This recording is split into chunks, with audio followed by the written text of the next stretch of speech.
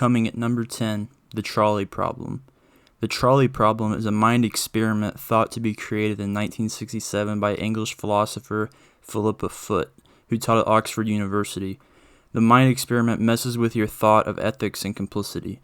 So imagine a trolley or train is on a track heading for 5 people who it will certainly kill. However, you can divert the train to another track with 1 person on it who it would kill. What would you do? Do you divert the train, killing 1 person and save 5? Are you complicit in the killing if you divert the train? Also, are you complicit if you do not divert the train? This thought experiment makes you think about, is it right to kill 1 person to save 5, and about sacrifice for the greater good. The experiment also demonstrates complicity by inaction. Are you at fault for killing 5 people by not diverting the train? This experiment is commonly seen today in films like Endgame, Superman vs. Batman, and more. The experiment is also commonly brought up in military operations when the bombings of terrorist cells cause civilians casualties. Number 9. The grandfather paradox and the bootstrap paradox.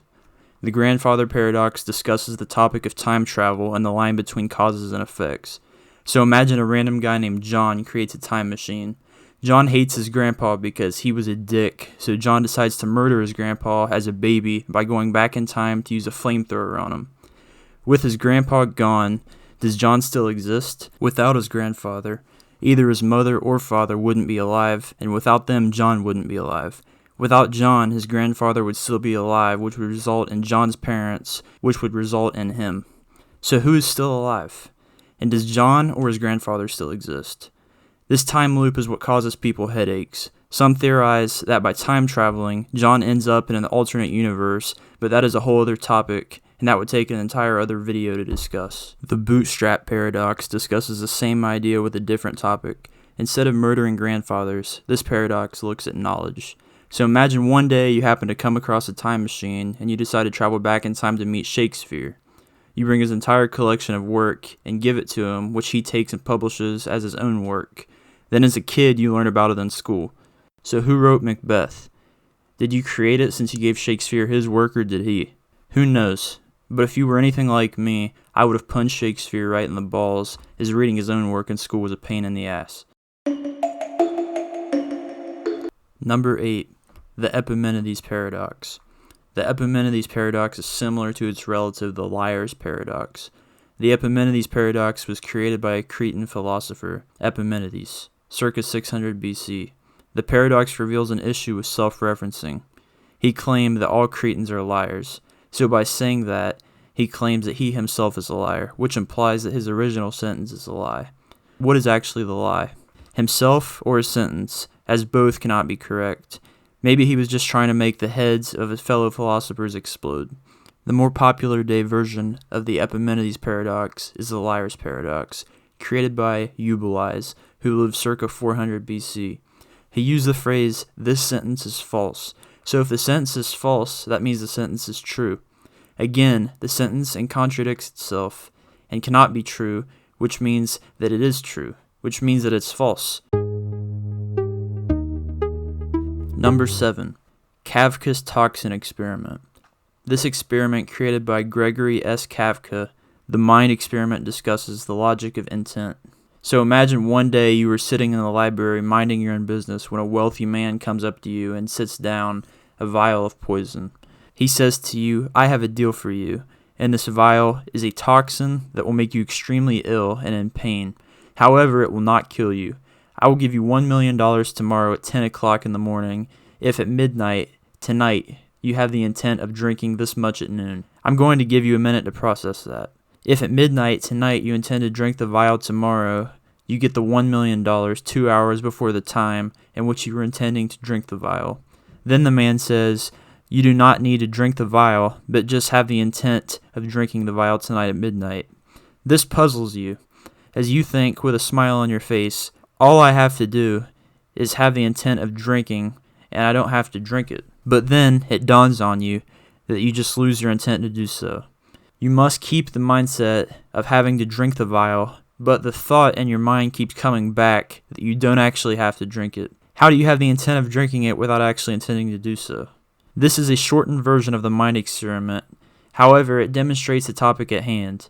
You can't have the intention of drinking it without a reason. However, when the money comes around you, you will not have the intention of doing so, without any doubt. You will have the intent and will not get the money. How do you have the intent without having a reason, or at least a reason not to do so? Maybe you should just drink the toxin regardless of the money. Number 6. The Plank of Carneades. So imagine you are a wooden ship sailing in the sea when suddenly a flash of lightning strikes the ship and it goes under. Next thing you know, you are in the water gasping for breath and trying to grab onto anything that will keep you afloat. You see a plank of wood, but there is already a sailor on it, and the plank only supports the weight of one person. You muster your energy and kick him off, causing him to drown. Eventually, another ship comes by and saves you and the remaining sailors. The other sailors rat you out and tell the authorities you killed a man by kicking him off the plank. Those dang bastards. You are promptly arrested and put on trial. You claim that it was self-defense and your life depended on it. Do you think it was justified? Was the killing of another man worth saving your own life? This experiment dabbles the hard topic of self-defense and how far one can go to preserve their own lives. This is extremely prevalent in the modern-day United States, as self-defense shootings are a possibility. Number 5. The infinite monkey theory. This theory suggests that if you place typewriters in front of an infinite amount of monkeys with an infinite amount of time, you could use them to write out stuff like Shakespeare, as they eventually will be able to complete every combination of letters given an infinite amount of time. This is mind-boggling, as most people cannot interpret the concept of infinity. To think they are a bunch of monkeys who don't even know what they are writing about would be able to type out full words of literature is crazy. Though this theory does kind of make sense, any actual attempts of this would be impractical, as we could not be able to obtain infinite amounts of monkeys or time. Number 4. The Ship of Theseus. This mind experiment dabbles in the field of identity. First recorded by Plutarch, the story goes, there once was a ship of Theseus that participated in a great battle. After that battle, the ship was retired and displayed in a museum. Eventually, over the years, the wood of the ship began to rot, and a builder replaced a plank. Year after year, the ship's planks were replaced until none of the original parts remained. Is this the same ship, or is this a completely different ship made to replicate the original?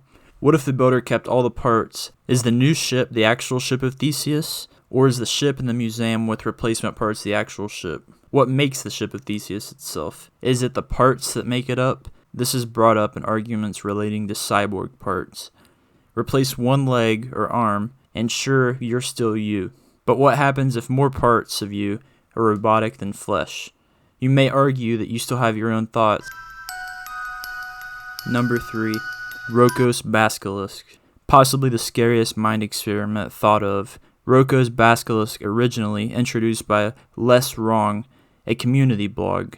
User Rocco, who suggested that in the future we would create a self-aware AI whose purpose was to better humanity and punish those who do not. The AI reasons that humans should have created the machine sooner, so it could start solving the issues of humanity sooner. Those who did not help speed up its creation should be punished. Would you help create this AI and fear future punishment? What if even you help it come into creation, it does not think you put enough effort into it and punishes you for not working hard enough? Or would you use your energy to prevent the creation of this and risk having others with a differing mindset to you create it? What do you think about this? Let us know down in the comment section. Number 2. The Survival Lottery. So imagine Sam and Ellie are patients in a hospital, both suffering from organ failure. They need an organ donor to survive, however there are none. The doctors tell them there is no chance of survival, and there aren't any organs to spare. Sam and Ellie are angry, but they claim that there are still organs out there. They're just being used. Together they come up with an idea. What about a survival lottery? Here's how the lottery would work. If there are 2 or more people in need of an organ, a lottery will be drawn, and the winner, speaking loosely of course, will be brought in and harvested for their parts. This way 2 or more can survive by sacrificing one person. This takes a look at the field of the action of doing what's right for the benefit of the majority. Would you be willing to participate in this? Maybe someday it can benefit you when you're in need. Number 1. The brain in a vat. This mind experiment is fascinating yet horrifying at the same time. Imagine the possibility of a mad scientist with your brain hooked up to a sophisticated computer simulating the real world. It can create anger, joy, sadness, and even pain. How would you ever know that your brain is hooked up to a machine if you cannot tell the difference? Maybe all of our brains are hooked up right now, and some mad scientist is having fun by throwing these ideas at us. What if we were just an experiment and we do not actually exist? What would they want with us? Well, it doesn't really matter as we have no way of finding out.